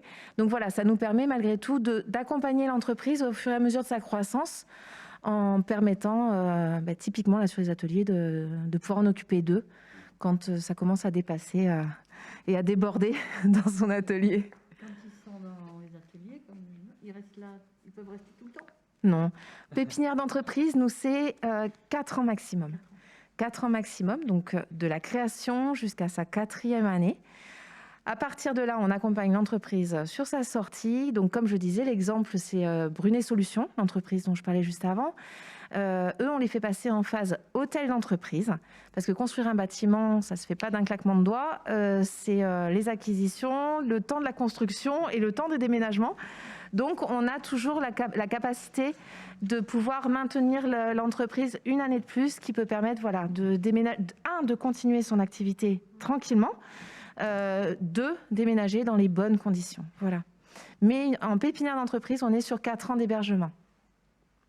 Et après, la partie hôtel d'entreprise, pour aller jusqu'au bout de la présentation, partie hôtel, moi aujourd'hui, elle nous permet de capter des grosses boîtes. Des boîtes qui vont avoir un projet de développement sur le territoire. Donc là, pour vous donner des exemples, on a eu le groupe Honnête, donc il y a quelques années maintenant. Le groupe Honnête qui est connu pour le nettoyage, mais qui travaille, qui est logisticien, notamment dans l'industrie aussi. On avait travaillé à l'époque avec la personne qui était en charge du développement d'Honnête, qui a intégré le bâtiment le temps de la création et de la construction d'un projet d'implantation d'Honnête sur le territoire. Et donc, ça a donné lieu à la construction du bâtiment qui est sur la zone d'activité, qui regroupe aujourd'hui 4 filiales d'Honnête. Voilà. On a eu dans le même ordre d'idées sur du développement. On a eu l'IFSEN, donc c'est une filiale d'Eiffage sur tout ce qui est formation. Donc eux, ils ont intégré la partie hôtel d'entreprise parce qu'ils arrivent d'Aix-en-Provence. Ils ont développé leur activité pendant 1 an et demi. Et là, ils se sont installés au sein du centre de formation multimétier de Régnac, l'autre outil de la communauté de communes, qui est plus à vocation formation des jeunes et des moins jeunes d'ailleurs. Et donc voilà, l'idée pour nous, c'est arriver aussi à capter des entreprises de taille un peu plus importante et qui bien souvent sont créatrices d'un nombre d'emplois relativement important pour le territoire. Je vous propose qu'on revienne doucement vers l'intérieur. N'hésitez pas, si vous avez des questions, à nous interpeller. Il y a Séverine aussi, ma collègue, qui est là, qui peut vous répondre. Pas de conflit d'usage, c'est des ateliers pour les artisans ou pour les artisans artistes, là c'est un peu plus le cas. On a tout. Bien isolé. On a un torréfacteur qui torréfie son café ici. Okay. Juste à côté, on a un sous-traitant d'EDF qui s'appelle Citellum. Okay. Donc ici, on a donc Spirit Production. Et juste à côté, on a une entreprise qui fait de la pergola bioclimatique et de la rénovation d'abris de piscine. D'accord. Mais bon, après, il n'y a pas atelier. Ouais, atelier. En fait, on a vraiment, encore une fois, on a essayé de concevoir ces ateliers pour se garantir qu'on n'ait pas de nuisance entre voisins. Alors, autant que faire se peut, hein, oui, avec certaines limites qu'on ne connaît peut-être pas encore, mais qu'on aura le plaisir de découvrir. Pour le moment, franchement, tout ce monde cohabite très bien. Et l'objectif pour nous, c'était vraiment pouvoir se garantir qu'on puisse accepter tout type de création d'entreprise. Voilà. Et pour rentrer en pépinière, c'est soumis, bien entendu, à un dossier. Il y a un dossier qui est monté, ça passe en comité, qui du coup valide ou pas l'arrivée de l'entreprise sur le territoire. C'est composé d'élus de la communauté de communes, mais aussi des professionnels du territoire. Okay. Les chambres en font partie, les banques, les experts comptables, voilà, des gens de la profession en fait, qui gravitent autour de la profession de l'entreprise. Après, ce qui est intéressant en plus sur cette pépinière aujourd'hui, c'est qu'elle a, je pense, un peu trouvé son rythme de croisière. On est aussi bien sur des porteurs de projets du territoire qui s'installent au sein du bâtiment que maintenant des entreprises qui arrivent, ou des porteurs de projets comme Hugo, qui arrivent d'ailleurs et qui se disent « Tiens, je vais créer là parce que j'aime bien cet endroit et que ça va se faire là ». Et qui est arrivé, typiquement après, c'est justement une autre entreprise qui était présente ici, qui t'a fait connaître le lieu. Enfin, mais on en est aujourd'hui à une pépinière qui rayonne un peu plus largement que le territoire de la Haute-Gironde, et c'est ce qui est intéressant aussi. Alors Magali, si tu es en rythme de croisière, pardon. Non mais c'est moi, je vous tourne le dos. Pardon. Si tu es en rythme de croisière, c'est quoi le projet d'après? C'est quoi l'étape d'après? Faut jamais s'arrêter. Là, on va stabiliser déjà. Là, on va stabiliser. De l'Agora. L'Agora. Alors l'Agora. Agora, pour moi, c'est l'ensemble. Alors là, c'est l'extension en fait. Le parc économique autour est intégralement commercialisé aujourd'hui. Donc on travaille actuellement, et les élus le savent parce que ça, voilà, c'est l'objet de beaucoup de délibérations et de travaux. On travaille sur l'extension du parc. Donc là, il y a une première phase d'extension qui est en train d'aboutir, avec d'ailleurs cette première phase d'extension qui est pratiquement intégralement commercialisée. Pas pratiquement, elle est déjà. Enfin voilà, on sait quelle entreprise vient de s'installer dessus. Ça représente approximativement 25 hectares. Et donc l'étape d'après, c'est l'extension numéro 2 qu'on commence à lancer en parallèle de la livraison de la première extension. Donc voilà, les choses avancent bien. Au-delà de ça, on a d'autres outils pour travailler avec les entreprises. On a une zone d'activité également qu'on a en gestion. C'est un parc locatif à Bro et Saint-Louis qui permet aussi de faire venir compléter l'offre immobilière entre la pépinière, parce qu'encore une fois, les boîtes, elles n'ont pas vocation à rester ici. Donc quand on est sur de l'atelier, on peut aussi utiliser cet espace-là. Et puis après, c'est aussi bosser les implantations sur l'ensemble du territoire communautaire. On a beaucoup de boîtes qui sont sorties, qui sont installées après dans des centres-bourgs, notamment, je pense, une boîte d'intérim. Et au-delà du territoire communautaire, on a une boîte d'intérim, par exemple, qui était à l'époque, s'était installée à Saint-André. Il n'y avait plus de boîte d'intérim à Saint-André. C'est AVS. Et nous, ici, en l'occurrence, on en avait quelques-unes avec la présence de la centrale. Donc très naturellement, en fait, on a accompagné AVS pour qu'il trouve un local sur Saint-André pour continuer sa croissance. Et en l'occurrence, ça se passe plutôt bien. Voilà. Donc en 2030, on verra. Justement, j'ai une question. L'Agora se trouve sur la communauté de communes de l'Estuaire. Oui. On parle du Haut-Gironde. Quelle est la connexion justement avec les autres CC, CDC Alors, en fait, c'est la seule pépinière qui est présente sur l'ensemble de la Haute-Gironde. Donc, en outil pépinière, aujourd'hui, à faire une offre pépinière, on est un peu atypique et on est le seul exemple. Après, malgré tout, on travaille avec les autres communautés de communes sur pas mal d'autres choses. Les espaces de coworking sont un bon exemple, puisque on est membre d'un réseau qui s'était créé à l'initiative, notamment à l'époque du patchwork de Bourg, c'est ça, avec... des collègues que je connais, voilà, mais je t'avais pas vu, pardon, excuse-moi. Donc voilà, donc on travaille d'office, nous, avec tous les autres écosystèmes de toute la Haute-Gironde, on travaille avec les autres communautés de communes. Il faut savoir, par exemple, qu'au sein de l'Agora, tous les lundis matins, vous avez un parcours de la création qui est proposé. Ce parcours, c'est des réunions d'infos sur 5 thèmes.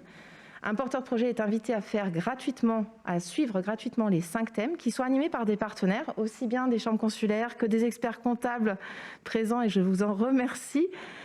Et en fait, ce parcours qui est gratuit, il est ouvert à l'ensemble des porteurs de projets de toute la Haute-Gironde.